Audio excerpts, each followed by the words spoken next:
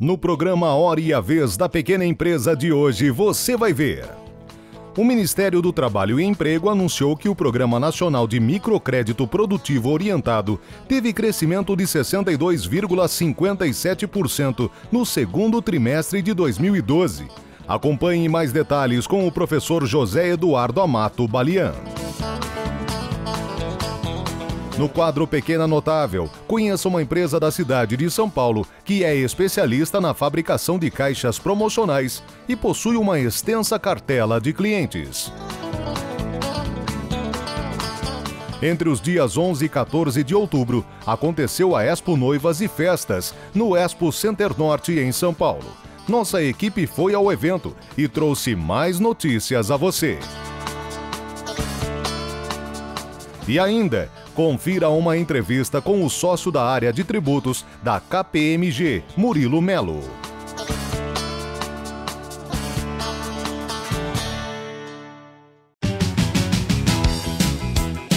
Muitas pessoas adoram ganhar brindes bonitos e especiais. Mas e as embalagens? Essa pequena empresa pensou em desenvolver caixas promocionais modernas e inovadoras. Aconteceu sem planejar, né? Eu e minha sócia somos irmãs também. Na época ela fazia faculdade ainda, eu dava aula e aí surgiu a oportunidade, vamos fazer alguma coisa para ganhar um dinheirinho diferente, para usar um tempo que a gente tinha ocioso, enfim.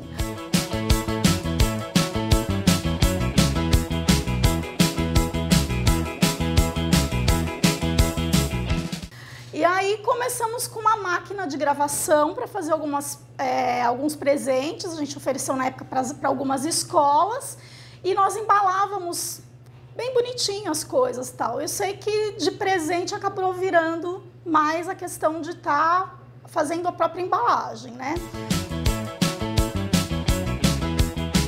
Para a confecção das caixas, a empresa investiu em maquinário moderno e na capacitação da sua mão de obra. Então, as primeiras etapas são cortadas em máquina, né, para ter uma precisão nos formatos, e papelão com revestimento normalmente são papéis de diversas origens, e depois tem um revestimento que a finalização é manual. Né? E esses papéis, alguns têm impressão, alguns têm imagem, personalidade de acordo com o projeto que o cliente idealizou. Você acaba de conhecer uma pequena empresa brasileira que, através de sua dedicação, ideias inovadoras e práticas, vem conquistando o seu espaço no mercado.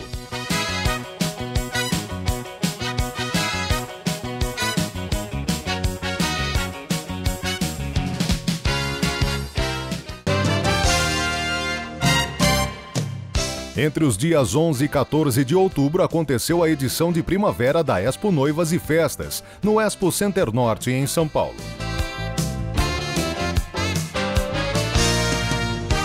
Considerada a maior feira do setor no Brasil, o evento reuniu 240 expositores, dando destaque ao grande número de pequenas empresas. O principal objetivo de ir para uma feira tão grande como essa é mais divulgação da marca, expansão do produto e alcance do público, né? Acho que o nosso principal objetivo é a divulgação da marca em si, mas o alcance que o nosso produto pode ter nos segmentos de noivas.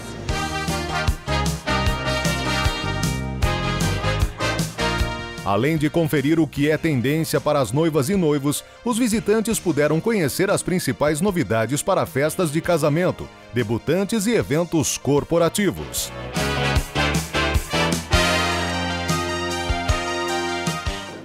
Eu trabalho o ano inteiro. Noiva hoje em dia não tem mais aquela história de ser mês de maio.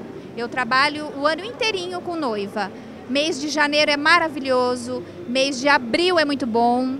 O ano todo com noiva, o ano inteiro. Tanto que quando eu comecei a trabalhar, eu trabalhava com boneca de pano. Depois eu fui trabalhar com boneca de pano voltada para noivas. Depois veio o Santo Antônio, a onda do Santo Antônio, o São José, aí a Daminha, e aí ficou. E agora eu trabalho mais com noiva. A minha receita principal hoje na empresa são as noivas que me geram essa receita. A estimativa é que o mercado casamenteiro movimente cerca de 14 bilhões de reais até o final de 2012.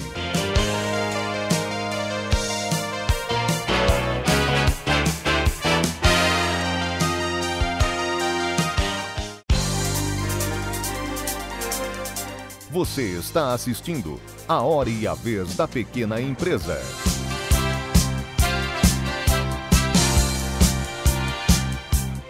Quando diante de dois produtos, um nacional e outro importado, você prefere o importado. Desculpe, mas você fez um mau negócio. Primeiro, porque o nível técnico do Brasil está no mesmo nível dos produtos internacionais, às vezes melhor. Depois, porque quando deixa de comprar um produto feito em nosso país, você diminui nosso mercado interno. Resultado, menos empregos, menos oportunidades de trabalho. Prefira sempre produtos fabricados no Brasil. Uma campanha do Sindicato da Micro e Pequena Indústria do Estado de São Paulo. Apoie você também. Recentemente, o Ministério do Trabalho e Emprego anunciou que o Programa Nacional de Microcrédito Produtivo Orientado teve crescimento de 62,57% no segundo trimestre deste ano. Acompanhe mais detalhes com o professor José Eduardo Amato Balian.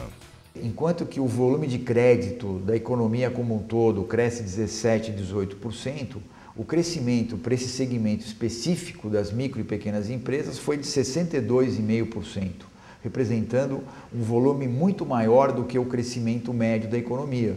Isso ajuda muito os negócios, ajuda muito as vendas, principalmente o pequeno empreendedor que tem muita dificuldade em obter crédito, em obter recursos.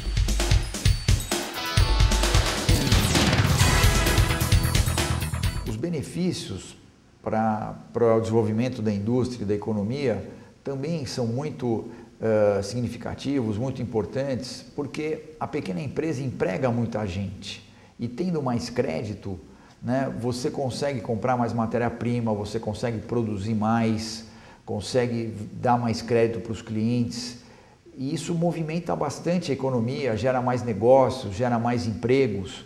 Então esse crédito é uma variável fundamental, realmente importante para o crescimento, para o desenvolvimento dos negócios, em particular do pequeno empresário, que tem muita dificuldade em obter recursos.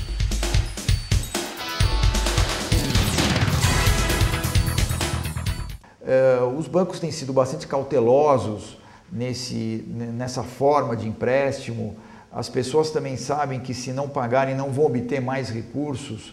Então o empresário também, acho que a tendência é ele conseguir pagar, pegar o dinheiro que ele possa pagar novamente. Acredito que os problemas vão ser poucos, né? Existem, não dá para zerá-los, né? Mas acredito que vão ser mínimos.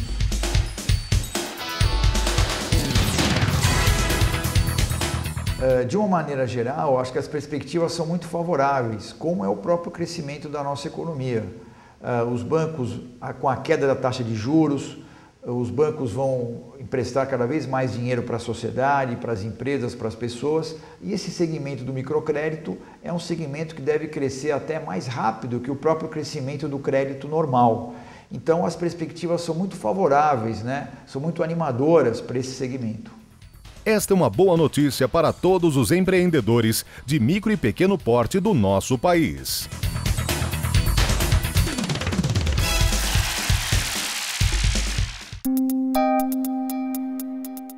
Entrevista da semana.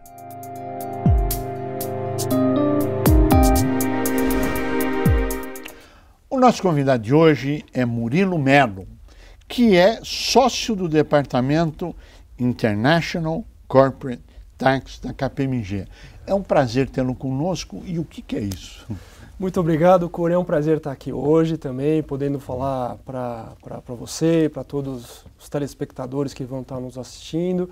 O meu departamento International Corporate Tax é a área tributária da KPMG relacionada a impostos e tributos federais, dentro do qual está inserida a questão de comércio exterior também, que é uma área que eu atuo, e bastante relacionada com a parte de impostos indiretos, ICMS, IPI, PIS e COFINS, que a gente sabe que é uma carga tributária relevante hoje no Brasil, a tributação indireta. Então, rapidamente, é nesse sentido o que eu faço hoje em dia.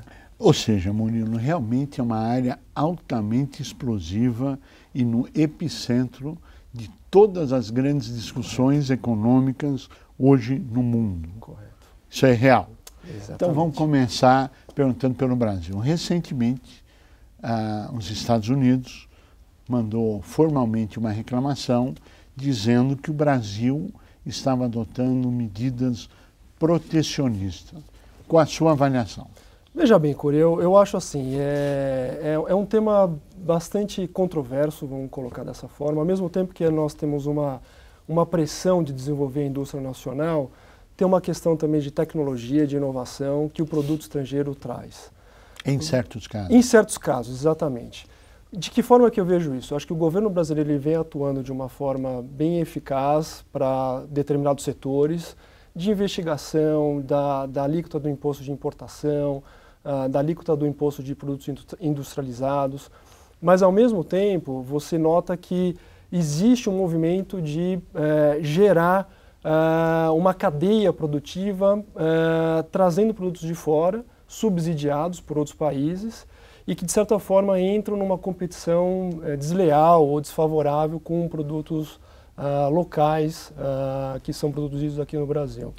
Ou seja, você vê isso no seu dia a dia, onde o PIB brasileiro aumenta e o PIB industrial cai no Brasil, o que claramente vem reforçar a sua tese de que produtos importados cada vez mais no setor industrial, em função de subsídios, em função de benefícios que outros governos estão dando para as empresas lá fora, para virem tomar o mercado interno numa concorrência desleal no Brasil. É isso? Em certos casos. Em claro. certos casos. Vamos pegar, por exemplo, o setor de calçados, por exemplo. Foi muito afetado pela questão do mercado asiático. Continua sendo. E continua sendo, exatamente. Você tem uma mão de obra sem toda a nossa regra jurídica, sem toda a nossa proteção, toda a nossa tributação, que permite chegar aquele produto na cadeia produtiva a um preço muito menor. E além disso, nós também vemos questões de operações, triangulações, planejamentos tributários envolvendo os países do Mercosul. Então, muitas empresas estabelecidas no Uruguai, por exemplo, fazendo uma pequena operação que você possa ter um certificado de origem uruguaio ou qualquer outro país do Mercosul e trazendo esses produtos para dentro do país com uma alíquota reduzida do imposto de importação. E o governo brasileiro, atento a isso, já identificou e já começou a fiscalizar algumas operações dessa forma. Na verdade, o que a gente está assistindo, em certos casos, claro que não dá para generalizar, eram fraudes mesmo. Eram produtos que vinham importados, né? Se colocava etiqueta made in alguma coisa e por uma faixinha no produto e colocava o produto do Brasil com isenção tributária dizendo que era fabricado no Uruguai, que era um mecanismo que foram até detectados pela Receita Federal, pelo próprio Ministério do Desenvolvimento, enfim, por várias áreas do governo federal. Não é isso? Tem Agora, tem casos, outros que são sérios, nós não estamos dizendo todas, não. Exatamente. Eu vou deixar esse papel para a própria Receita Federal, as autoridades definirem, mas, de fato, uma mera operação de você como pintar, como você colocou, colocar lá uma embalagem, falar que aquilo é a origem do país, isso fere um pouco as regras que existem para você ter o certificado de origem, que é a produção local. Isso é feito hoje no Brasil. Existem várias empresas que têm subsídios de governo, né, que, aliás, são empresas governamentais, que, ao invés de comprar produtos fabricados no Brasil, compram produtos importados para suprir lá suas licitações, etc. Só que não diz que é importado, mas fazem. Existe, e eu acho que também tem aí um outro lado da moeda, que é justamente a questão... Qual é? A questão da tecnologia e inovação. Então, claro, que é importantíssimo. Você trazer essa tecnologia de fora e, ao mesmo tempo, você gerar emprego numa indústria local. Então, em algum momento, a questão de você trazer essa tecnologia, trazer esse produto, ele vai disparar na cadeia produtiva uma forma de você poder gerar emprego, você trazer novas formas de produção e tudo mais. Então, por um lado, que você pode existir aí uma questão complicada de ferir a competição nacional, você também está trazendo algo novo que vai desenvolver o nosso mercado local. Em certos casos, isso é muito bem-vindo. Trazer tecnologia, trazer modernização, isso é maravilhoso, é muito bem-vindo. É tudo aquilo que qualquer empresário consciente quer, desde que seja igualdade de condições. Ou seja, condições ambientais, legislação trabalhista, tributária, porque até hoje você tem incentivo a importar produto num determinado estado que vai para outros e que você não faz nada e ganha 12% só em cima de imprimir uma nota fiscal. Sim, sim. Ou seja, que é um absurdo, né? Sim. Que é a guerra fiscal Sim. que aí está. Sim, sim. Um comentário nesse aspecto, Curi, que eu vejo. O Brasil, nós estamos passando por um processo dentro do Mercosul de ser grandes exportadores e importadores também na área. E quando nós olhamos outras partes do mundo, como o mercado comum europeu, eles passaram por essa discussão há muito tempo atrás. Então, Verdade. Alemanha, Portugal, quem é quem na balança, quem tem mais poderio, quem tem mais produção. Então, eu acho que isso, com o passar do tempo, isso vai se encaixando, são as placas tectônicas aí se moldando. E eu acho que nós temos hoje Brasil e Argentina, então tem uma queda de braço entre os dois países, mas ao mesmo tempo são grandes parceiros, então você precisa saber conviver de uma forma harmônica, que é o grande X da questão. Né? Aliás, diz que as grandes convergências surgem das grandes divergências. Isso é verdade. E negociar nada mais é do que ter a divergência para construir uma convergência. Isso é verdade. Que é o que você faz lá o dia inteiro na área tributária, não é isso? De certa forma, sim. Bom, se fala muito desse cenário internacional, de incentivos para o Parque Fabril de cada país. Agora, você que vive o dia a dia tributário, os outros países incentivam muito mais o seu Parque Fabril ou não na sua avaliação? É um bom ponto, Curi. Eu acho que existe, hoje mundialmente, cada vez mais, você tocou bem num ponto da questão do protecionismo. Né? Então, o protecionismo ele não só se converte da forma de imposto de importação. Então, desembaraçou, pagou mais na importação. Acho que ele tem por trás da cadeia outros métodos, outras, vamos dizer assim, alternativas que os governos impõem, que seja um financiamento mais em conta, uma flexibilização na regra tributária, uma lei trabalhista mais simples. E isso existe. Eu acho que quando nós olhamos para a Ásia, isso é uma questão que você pode perceber, que é bem perceptível. E nos Estados Unidos, o mercado europeu, eu acho que já existe aí um certo, não vamos dizer respeito, mas um fórum comum de discussão que nós provocamos até na questão do algodão, que você deve lembrar bem. Eu lembro. Que promovemos aí uma ação na OMC. E né? que vocês foram vitoriosos. Sim, sim. Né? Nós, brasileiros. Sim, nós brasileiros, mas vocês estiveram envolvidos diretamente no processo? A KPMG? De certa forma, sim. De certa forma, sim. Indiretamente. Ok, muito bem. Agora, vem a grande indagação. Vem a grande indagação. Quando todos os países do mundo hoje, e me corrija se eu estiver errado, cada vez mais estão tentando proteger o seu mercado. E a desvalorização da moeda é uma delas. Sim. Né? Ou seja, um câmbio fictício, ou para cima ou para baixo, que vários países estão adotando. Sim. E um aumento da moeda ou da liquidez da sua moeda também é uma forma de você incentivar a exportação, importação, enfim, depende de como você direciona isso. E é isso que os governos do mundo estão adotando. Com todo esse cenário, com o seu conhecimento acumulado, vem a pergunta.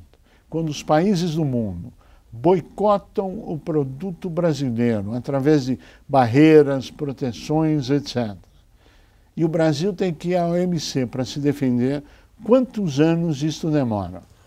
É um processo longo. O processo de você formalizar a denúncia, a questão, isso leva em torno de 3 a 4 anos. E o julgamento ele pode ser aí 5 anos, mais ou menos, algo nesse sentido. Então, não é um processo rápido. Bom, então no final de 8 anos, você tem uma decisão. E aí o Brasil pode impor uma multa ao país que usou a medida. Isso. Só que daí é o cliente do Brasil. Aí entra outra discussão. Aí entra a discussão que não vai aplicar aquilo que você teve o direito de aplicar. Exatamente. Muito bem. Agora o caminho inverso é verdadeiro? O caminho inverso de... Isso.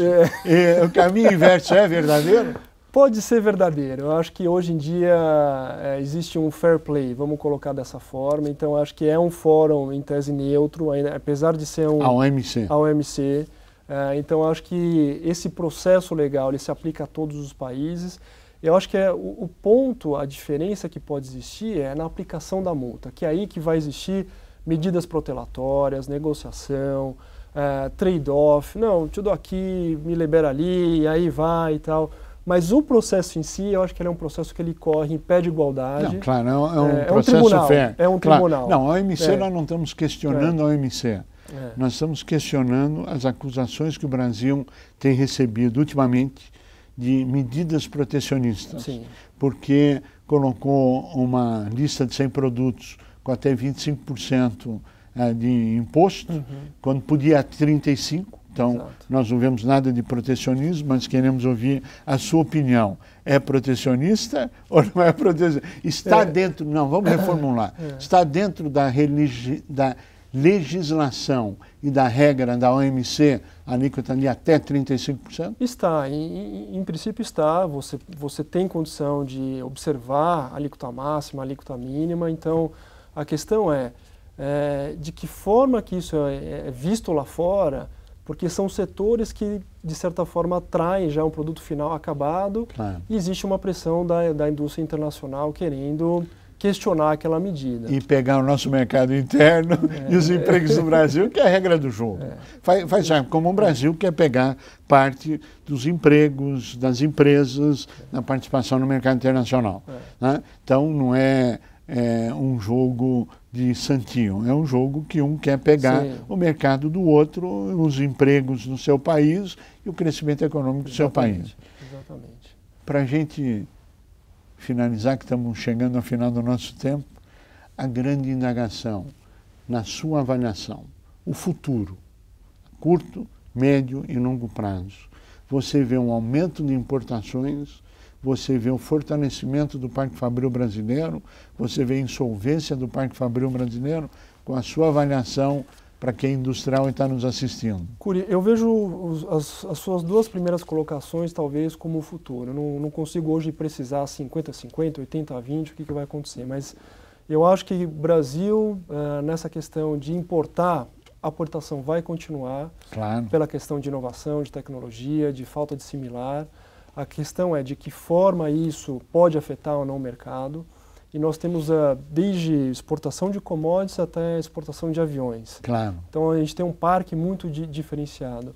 E a exportação, você trazer um produto, industrializar e exportar, é algo que é bem visto, claro, e é bem incentivado pelo governo brasileiro. Nosso parque industrial, e aí é a segunda colocação, eu acho que nesse momento econômico que nós vivemos, Copa do Mundo, Olimpíadas, o pré-sal, é um momento único do país que você tem muito investimento, muita empresa estabelecendo para cá, para produzir localmente. Isso motivado pela indústria de petróleo, pelo setor automotivo e outros setores de tecnologia, por exemplo. Com apoio, nós tivemos uma lei recente agora, com um pacote de medidas para você possibilitar incentivos na área de IPI, do INSS, redução do INSS. Então, tentando responder, eu ficaria com as duas primeiras questões porque eu acredito no empresariado brasileiro e eu acho que nós temos toda a capacidade de levar adiante aí, a produção e levar nosso país para um outro patamar. Murilo Mello, queremos agradecer muito a sua participação, você que é sócio da KPMG, especialista em tributação, obrigado pela sua participação e a você que esteve conosco, nosso mais profundo agradecimento, com a certeza que estaremos juntos na semana que vem. Até lá!